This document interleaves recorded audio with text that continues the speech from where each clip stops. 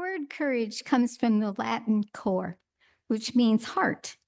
According to poet Mark Nepo, the original use of the word courage meant to stand by one's core, a striking concept that reinforces the belief found in almost all traditions that living from the center is what enables us to face whatever life has to offer.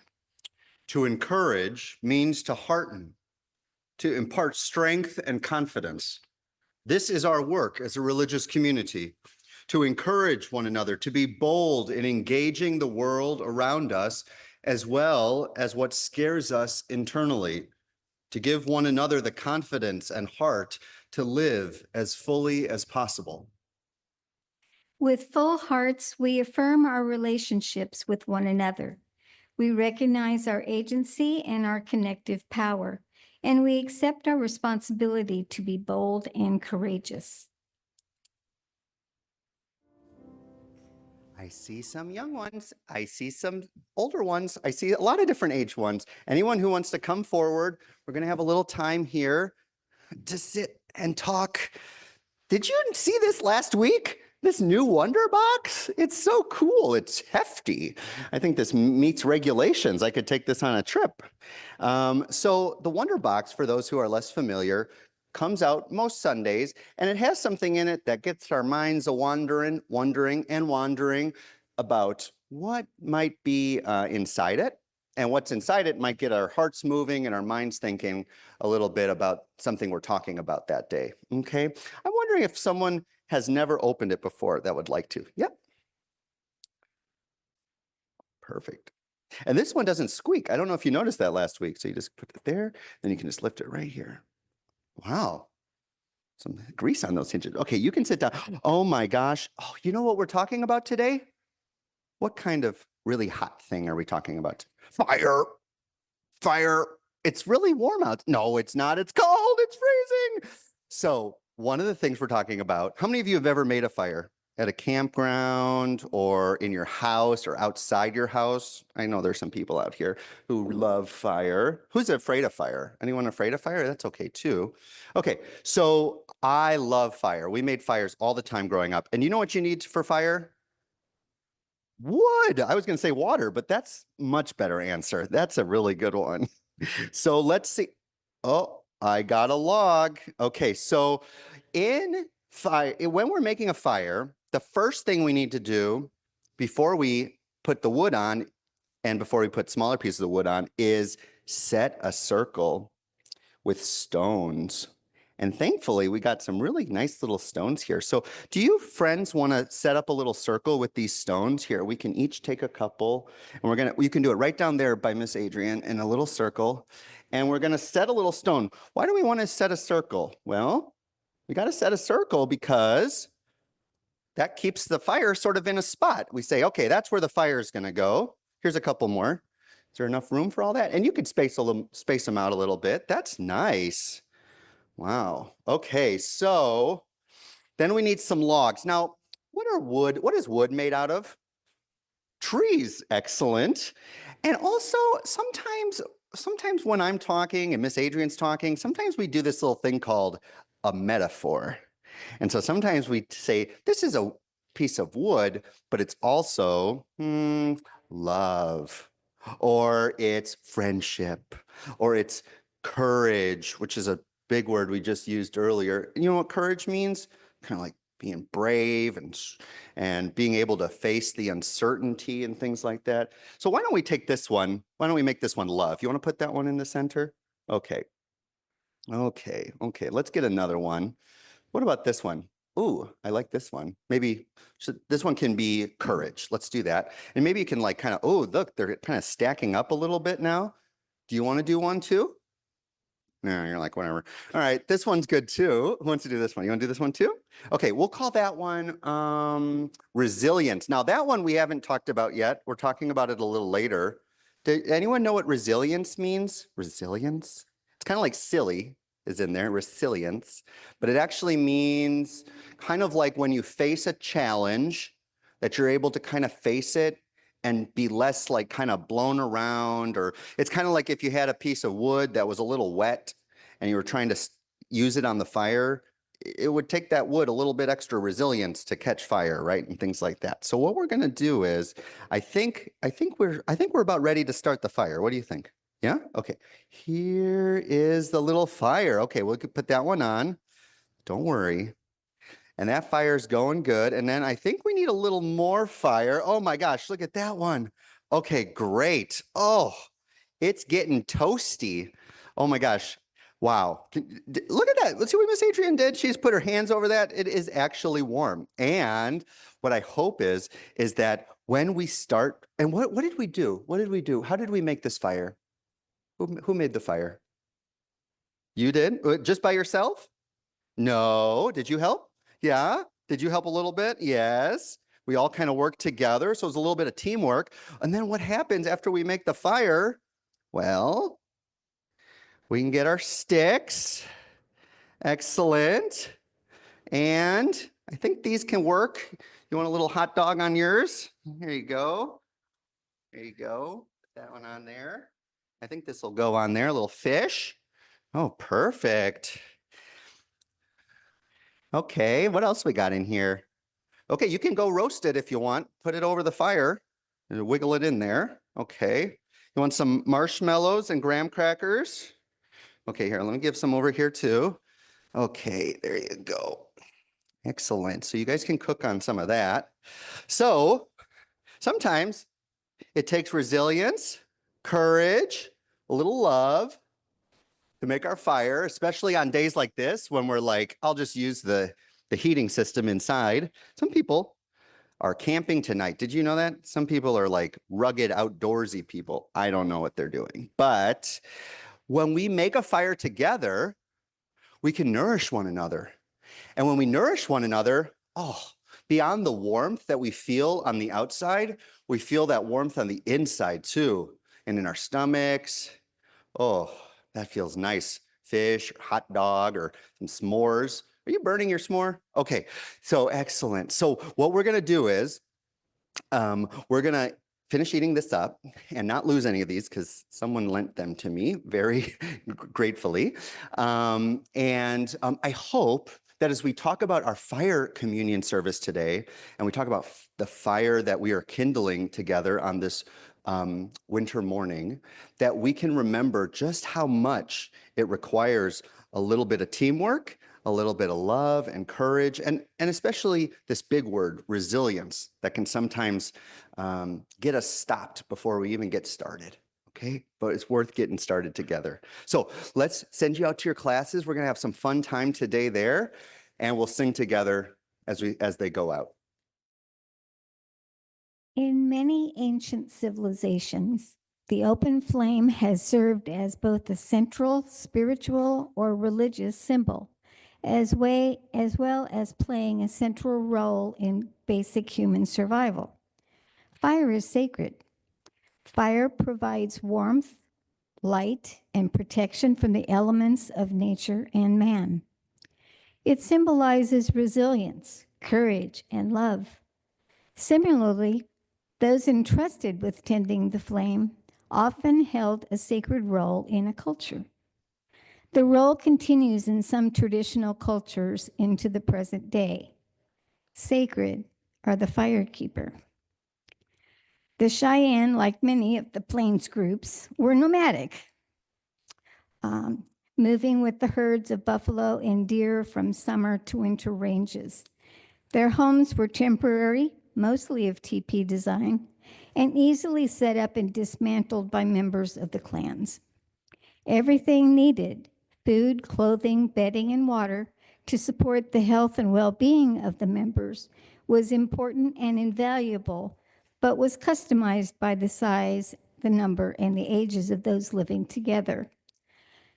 But for each family unit, clan, and group, the one element that was essential for survival was fire.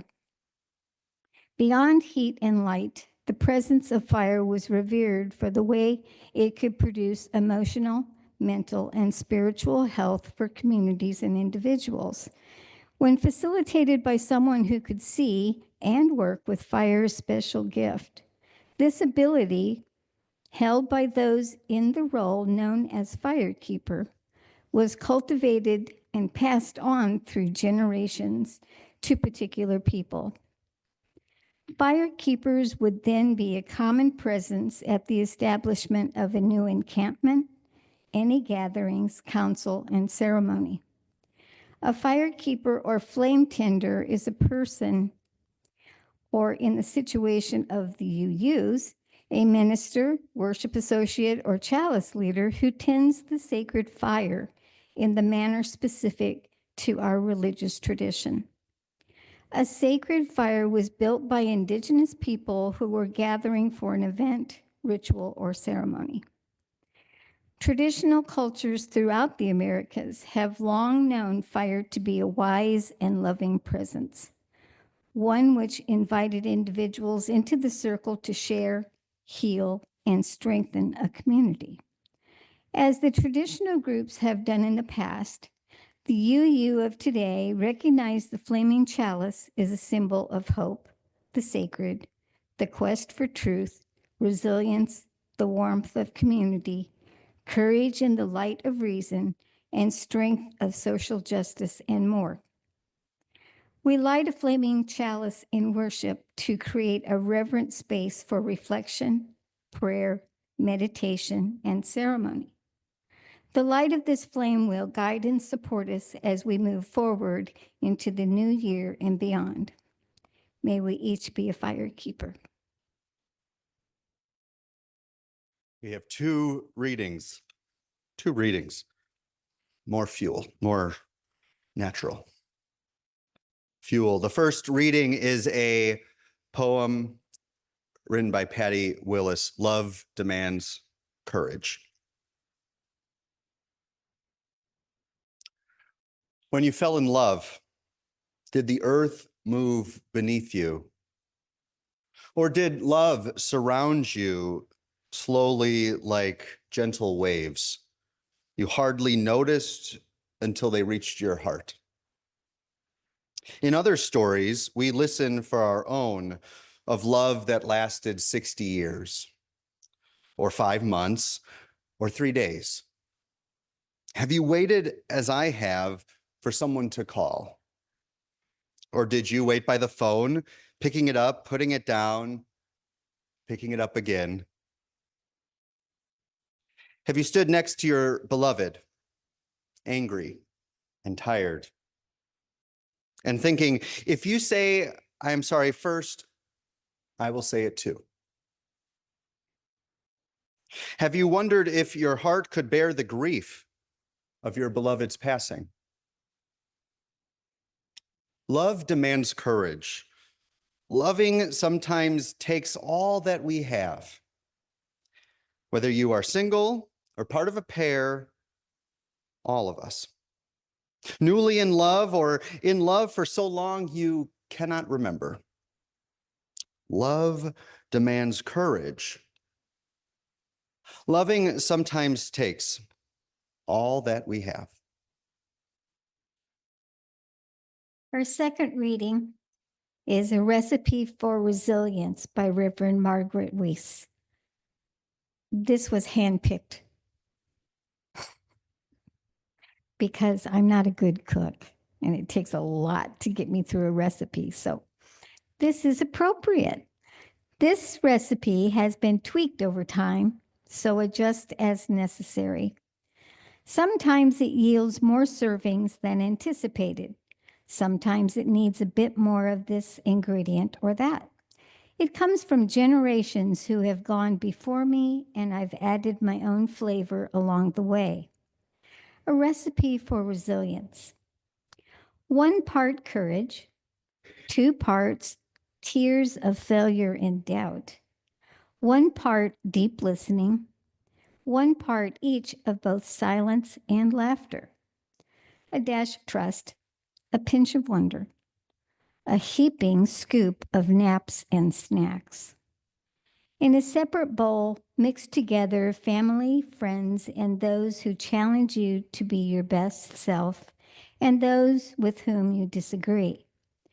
Add slowly to a larger pot, add a bay leaf for Well, whatever it is bay leaves do, and let simmer for as long as you need, which is often longer than you realize or anticipate.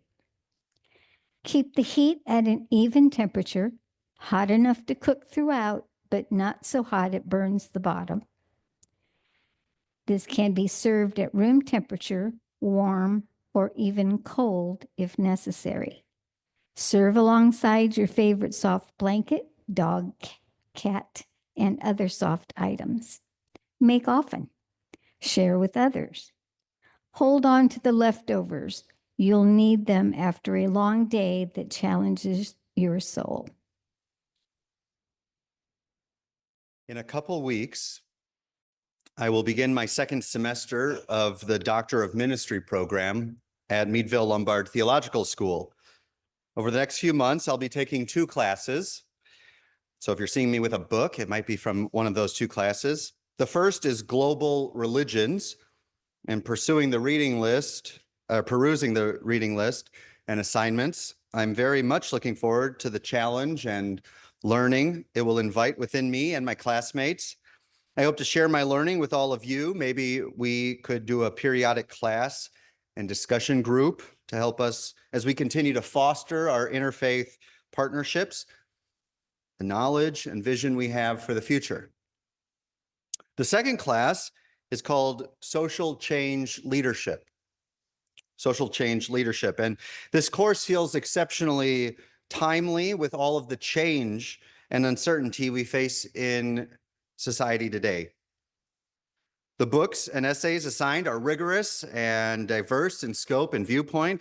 For example, one book I've decided to just get a jump start on is titled Liberating Spiritualities. And the subtitle is Reimagining Faith in the Americas by Dr. Christopher Tires. Interestingly, the name of the author sounded so familiar that it took me a while to realize that I did know him.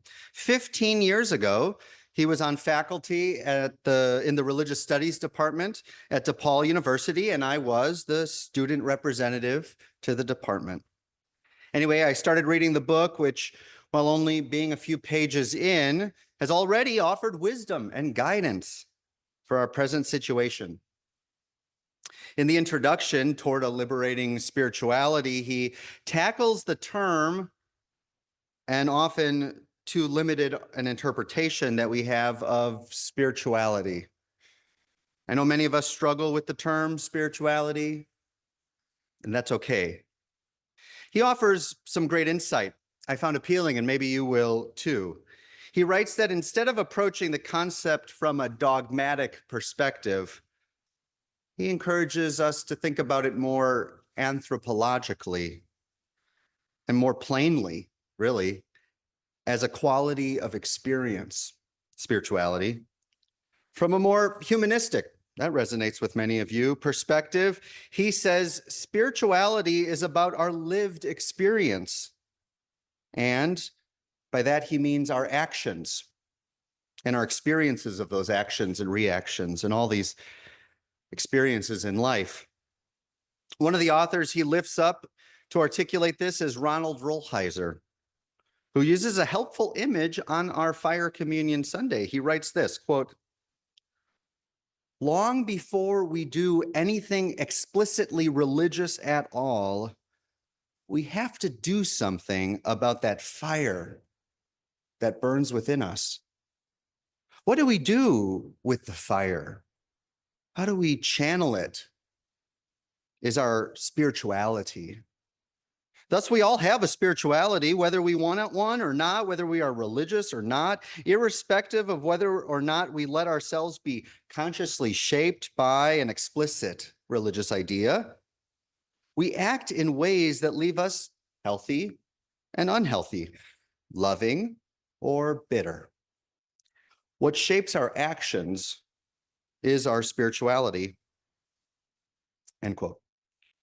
I lift up this quote because if we are to face the challenges that are to come, if we are to be the beacon of hope the world needs us to be, then we must face the fire within each of us, honor its presence, feel its heat, consider what we will do to feed it and ensure it does not go out.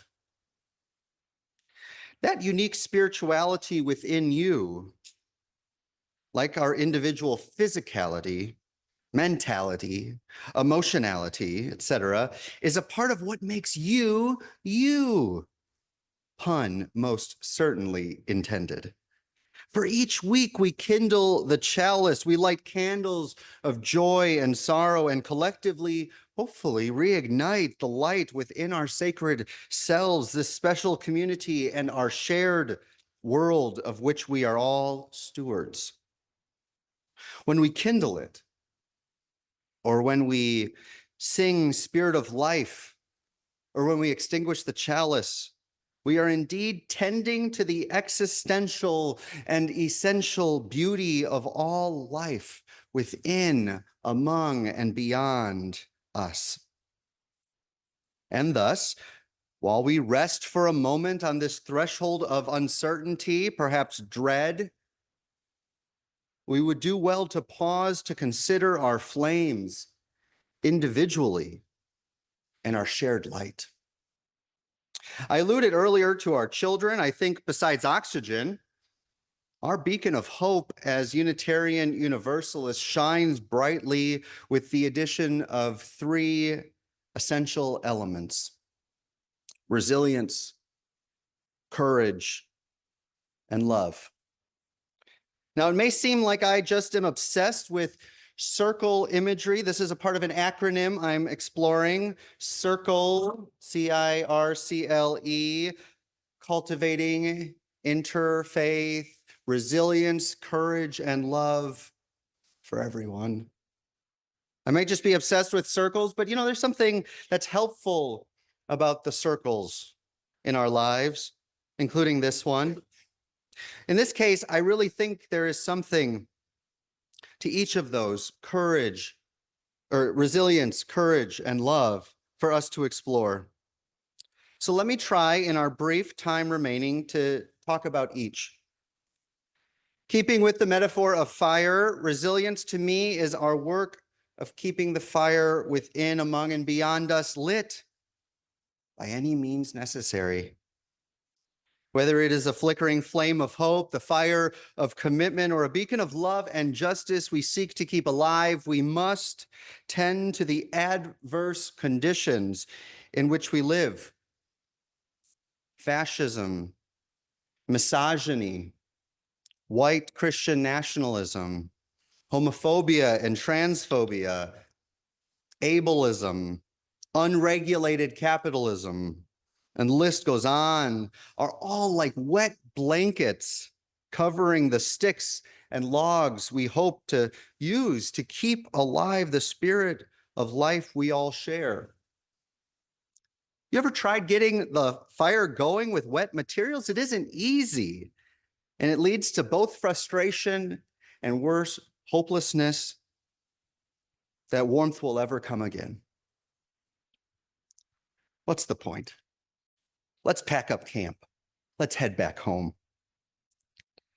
But resilience is essential for us to find resourceful ways to foster warmth and tend the fire in our hearts and community, despite the many forces of oppression that surround us.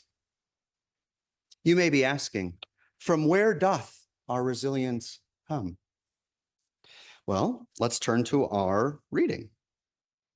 A recipe for resilience, which is homework. Go home and make it, Lynn. Now, some of this is a little playful, but a lot of it has some deeper truths underneath it. So it says, here we go. 1 part courage. So here's the second word. We've already got an allusion to the need for courage. 2 parts tears of failure and doubt. Now, this is essential. You don't understand resilience if you don't know that there's a possibility of failure. You have failed before. We have all failed before, and we honor that in knowing that much more is at stake. So we look for resilience in the face of those tears of failure and doubt. And then it goes into deep listening. How many of you have been in a chalice circle here? Or how many of you have felt in other groups you've been in that you, or outside of this community, that this idea of deep listening has been something that I better practice that if I'm gonna be in a relationship or have a child or have a family member or a coworker. Deep listening. Without that, the wet blanket is wetter and heavier than ever. Trust requires trust. You've heard the phrase, move at the speed of trust. That is essential and critical within this community and with our interfaith partners and our partners off the campus. Wonder, which we cultivate every month or every week. And lots of naps and snacks. Now, some people might say, there's the humor, naps and snacks, but we tricked you. That's actually one of the most profound ingredients in this whole thing. We read that book, or I read that book, and some of us talked about this book called Rest as Resistance, about the nap ministry. This African-American woman started in Atlanta, I believe, that really encouraged the care that is necessary for activists and social justice and leaders in our community to really have an agenda of rest and renewal as not if we get to it, but as essential. And snacks, when we gather around snacks, oh boy, that's where that bonding and that sharing of warmth can come from most. And the last thing I wanted to name about this recipe for resilience is that it says that it has been tweaked over time.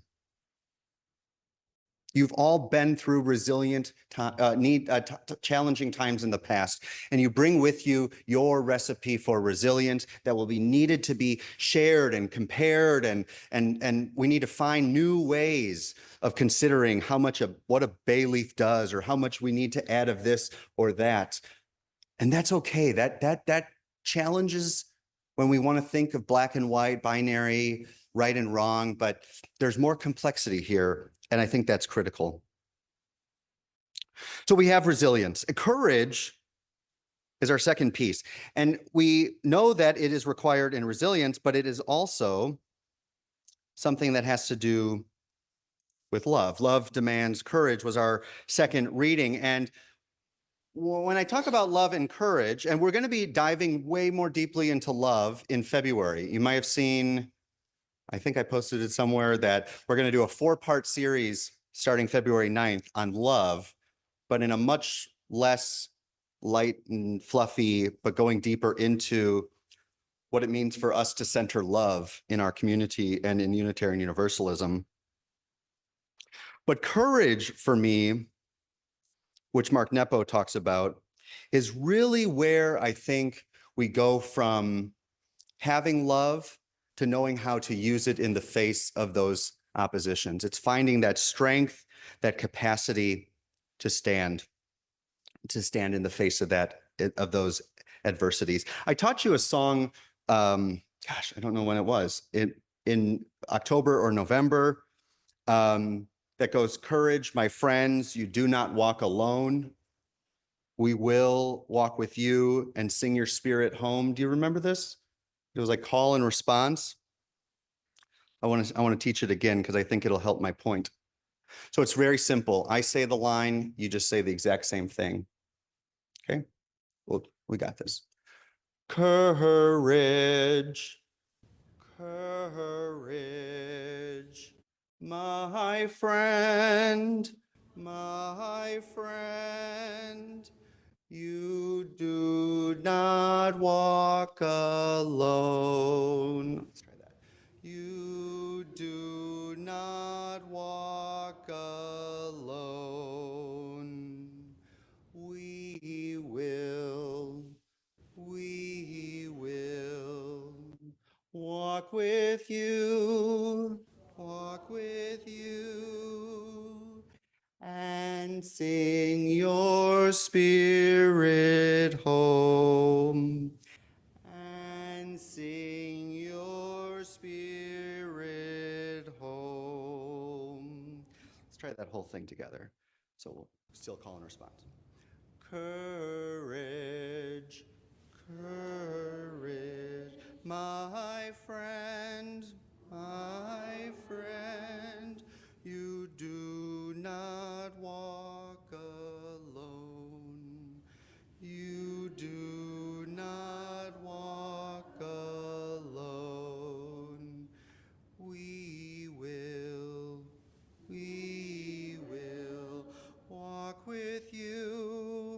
walk with you, all together, and sing your spirit home. So I think where resilience is in the face of challenge or adversity, courage comes in the face of uncertainty. It comes in the face of uncertainty of not knowing and the fear we might face of not knowing not only what to do or how to do it, but what will happen once we do it.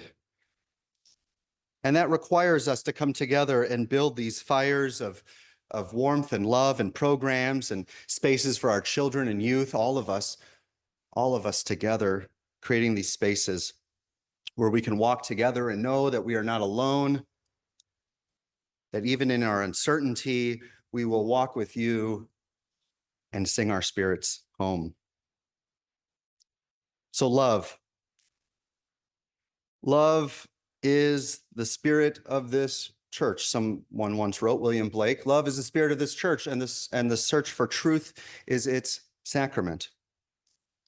All of our work here is about love. This community is about love, and yet so much of our love in this world feels unreceived by the world beyond these walls. Even here sometimes. Sometimes it might feel I got too much love to give and I don't know how much to share.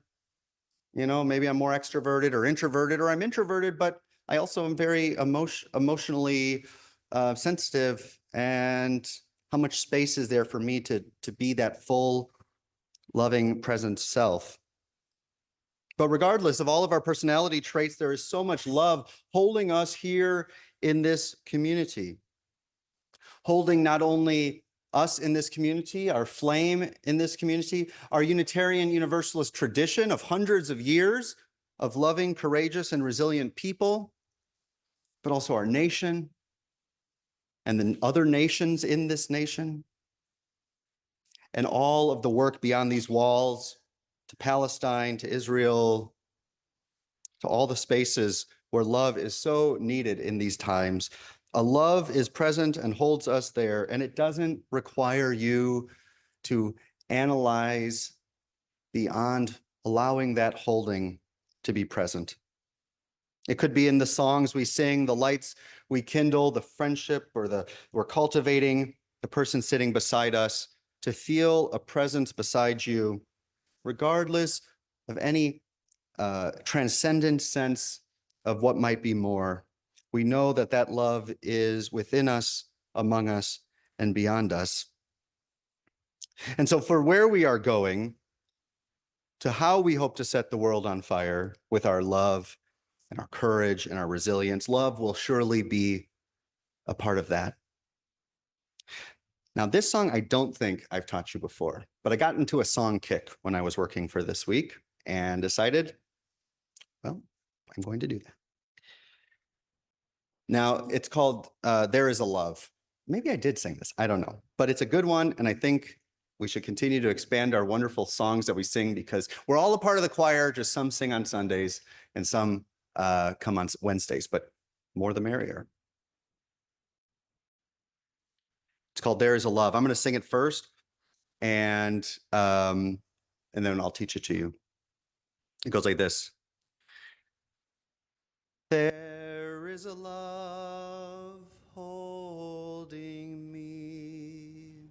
There is a love holding all that I love. There is a love holding all. We rest in this love. There is a love holding you. There is a love holding all that you love. There is a love holding all. We rest in this this love. There is a love holding us. There is a love holding all that we love. There is a love holding all.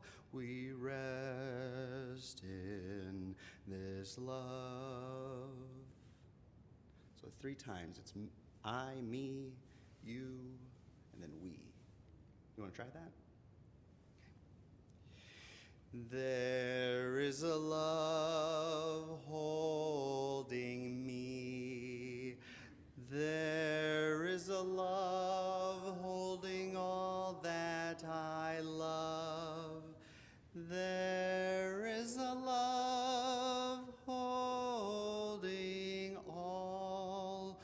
We rest in this love. Now you. There is a love holding you. There is a love holding all that you love. There is a love holding all. We rest in this love. One more time, we, or us. There is a love holding us. There is a love holding all that we love. There is a love holding all. We rest in this love.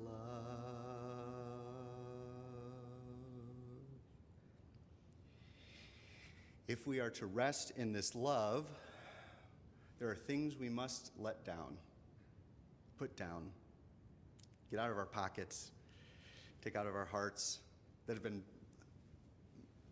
keeping us damp and unkindly. And I believe we all know that. Maybe it started in November, maybe it started much earlier. There's been things that have just been making it hard to get this flame lit, get our flame restarted, rekindled. The weather doesn't help, but you can't blame it all on the weather.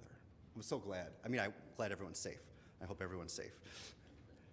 But the weather, is a perfect imagery that it's not the only thing that would keep us from coming today. There are other things deep within us that we need to put down so that our hearts can come up.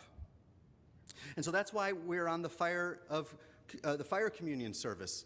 And we do this every year, second year, so hopefully I'll be able to say that with more courage next year, every year. The first Sunday of the year, third Sunday this year, to burn away that which is needed so that we can be a beacon of hope or a light of life and love to others, spirit of life and love to our wider community. Today, in your order of service, you should have gotten a little piece of paper. And maybe there's a pencil in a seat near you. And if not, there might be some extra pencils in the back that you can raise your hand for. Burning away something, whether that's in a Sunday service or at your campground, there's something very cathartic about it. But it's so necessary to not just throw it in, but to watch it burn.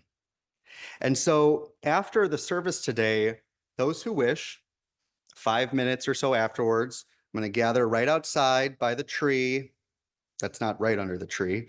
And we're going to have a chance to set ablaze what will be written down in a moment. And because we've been talking about resilience, courage, and love, what you might be burning away today could relate to any of those three. But ultimately, I think it is, whether it is the the adverse reality you want to burn away, fascism, misogyny, transphobia, whether it's the thing that's preventing you from finding courage in your life, perhaps it's a fear you're experiencing, or perhaps it's something else. And again, the burning away is not a if you write a person's name on this, this is not like a effigy or or something. This is a relationship or something you're wanting to do better on. You're wanting to liberate. Remember, Liberating Spirituality is the name of that book. Dealing with that flame is about liberating us to be able to deal with that flame in a healthier way. So whatever is blocking you from having the resilience, courage, and love in your life here, the day before Martin Luther King Day, the day before the inauguration, as we move into this year of uncertainty, I invite you to write that down. And if you like writing a word and just sum it up in a word, great. If you like writing a longer story, great. This is for you. After the service, as I said, I'll collect them on your way out, if that's probably an organized way to do this. And then if you want to join me, grab a coat or not and come out, and we'll have our fire communion outside afterwards. But know that whether this is a very top of mind thing that you're writing down, or you're still struggling a little bit to it, this is a ongoing ceremony, your life. And there are moments that you can burn away things and pick up new things and find a new friend to help tend the fire.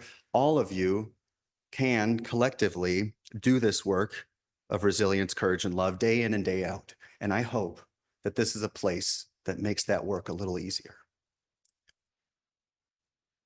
You make it easier for me. I know that.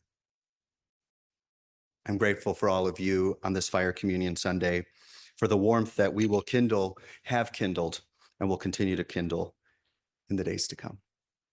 May it be so, and amen.